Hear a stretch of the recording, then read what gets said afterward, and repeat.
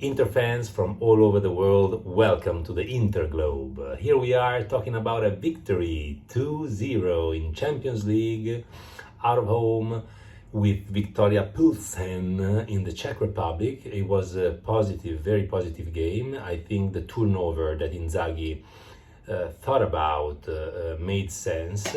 But I want to start this video with a big criticism to newspapers, especially, I would say, the most reliable and authoritative Italian newspaper when it comes to sports, which is Gazzetta dello Sport. Because as you saw in the last video, I commented the starting lineup according to what they wrote, and it was a disaster. They didn't get so many players right. They didn't get that Andanovic was not going to play. They didn't get that Acerbi was going to play. They didn't get that Mkhitaryan was going to play. They didn't get that Correa was going to start on the starting lineup. I mean, a disaster. From a newspaper like Gazzetta, it's really a bummer. So if you know any source that's more reliable when it comes to probable starting lineups, I would love it if you could share it with me. Let's go to the game. Even the starting lineup is different from what the usual starting lineup is for Victoria. They used like a mirror lineup to try and contrast our players. Turned out not to be a great choice, but that's what they tried to do.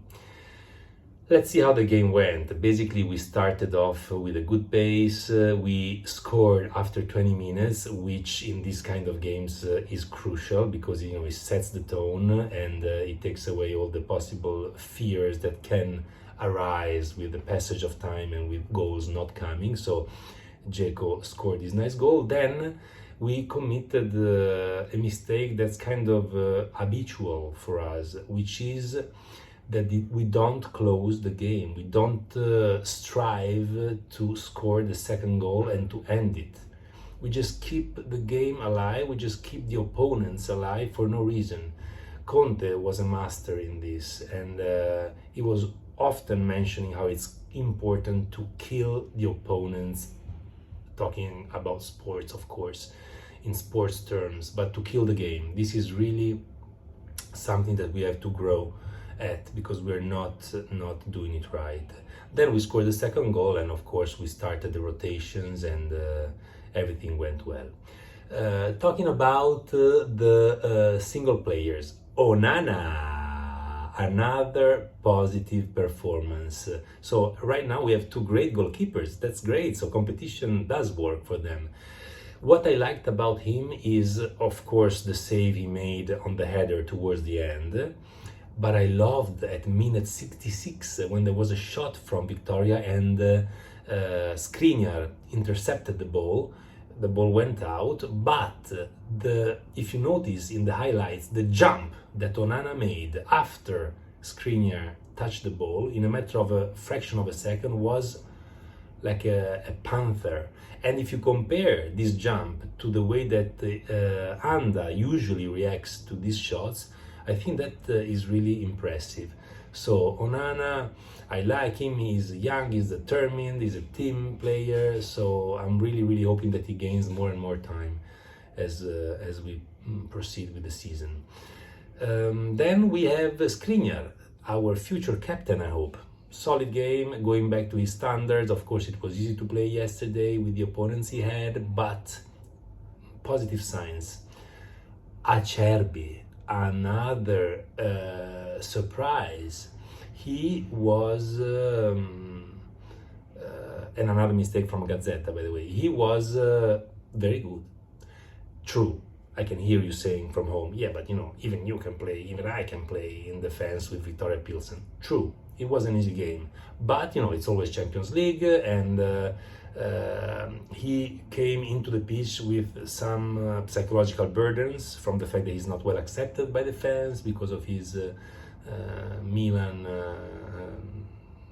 past, let's say, and so it was not easy to come into the game and also to construct plays the way he did. You know, he did very good job in constructing the game, showing some leadership that is not to be taken for granted for someone who just arrived. and who is taking the place of De Vrij, after all, like, you know, a very good player. And so Acerbi, positive. Probably, I think we will see him even a bit more than what we've seen Ranocchia usually, and he could be an added value for us. Because if you strip him as a player from all these voices and rumors about Milan, and you look at the fact that he's, yes, old, but he's playing in the national team, and he has a lot of minutes in his legs from previous seasons, unlike Ranocchia, he's really ready to give his contribution, so good performance. Bastoni played well, but you know, he did something so stupid when they lost a player because of that terrible foul on Barella. Bastoni got a yellow card. I mean, this is not acceptable. What the hell? I would actually fine Bastoni for this, because there's no justification. But you know, all in all, physically he's doing well, and I think we will see him on the starting lineup on Saturday as well. Dumfries. When you don't have very high technical values on the pitch, Dumfries excels, because when it comes to the physical part, nobody beats him. And it showed yesterday. He was really strong on the wing, not only with some nice crosses, but with some nice headers as well. And of course, he scored a goal, so that's also something that goes in favor of his performance. I think that he was one of the two players that were best on the pitch yesterday, and you'll find out who the other is soon. So, Dumfries, very good game. Barella, out of concentration, nervous. It's not the Barella we know. I wonder if there's something going on behind the scenes that we don't know. I don't know, but something is bothering him. I don't know if physically or mentally, but something is bothering this player, Barella. So he's, of course, pivotal for us, so I hope that he will recover soon. Brozovic, he played with the automatic pilot. When you know, such a master technically plays with a team like Viktoria, he can really almost play blindfolded, so very good. Mkhitaryan, good when it came to defending, but not precise when it comes to building the plays. And this is so weird for a player like Mkhitaryan, who is really a classy player. So I don't know what's going on with him. Maybe he still has to learn some mechanisms, but while he was good in defense, he's not as precise as we remember technically. Gosens, Robin, in a game like this, you have to do more, to give more. I want to see goals, I want to see plays, I want to see one-on-one, trying to dribble, crossing. I mean, you didn't do enough. Yes, on the first goal, you did a very nice play because you stopped the ball with your chest, and then you passed it to Correa, who passed it to Dzeko, who scored. But then in the second half, for example, you gave a ball back and you gave it basically to the opponents. I mean, if we are playing with a strong team, that's a goal.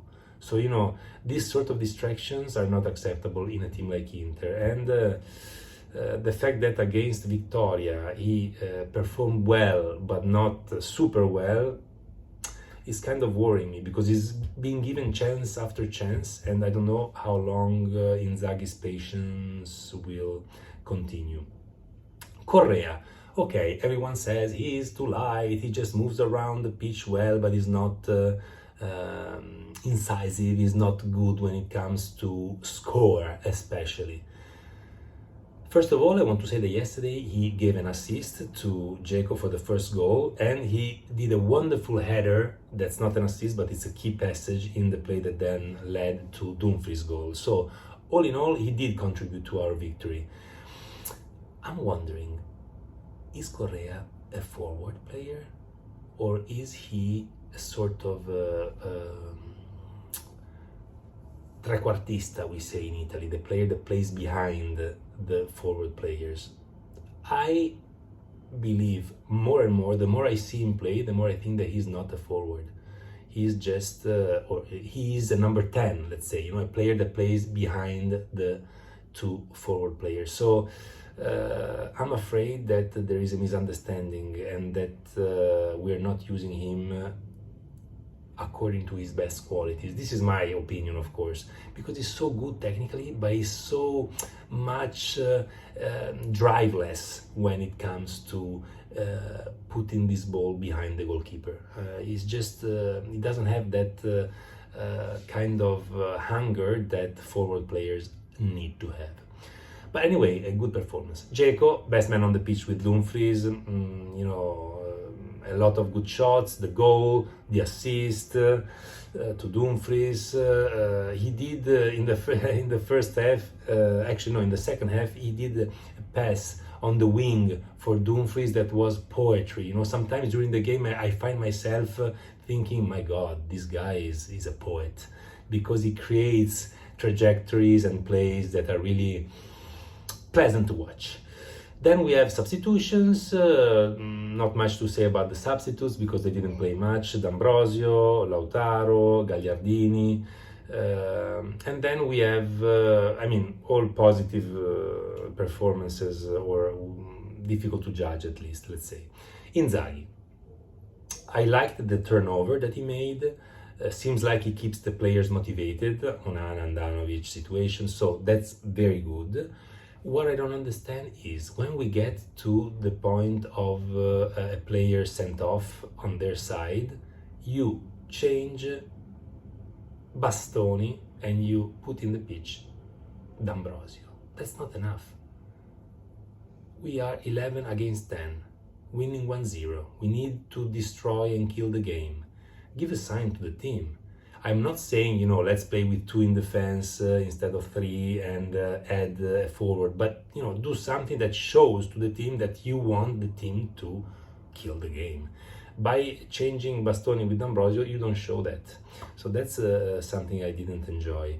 Then we had other substitutions, Çalhanoğlu for Barella, Asllani for Brozovic, apart from, as we talked about, D'Ambrosio, Lauti and Gaglia.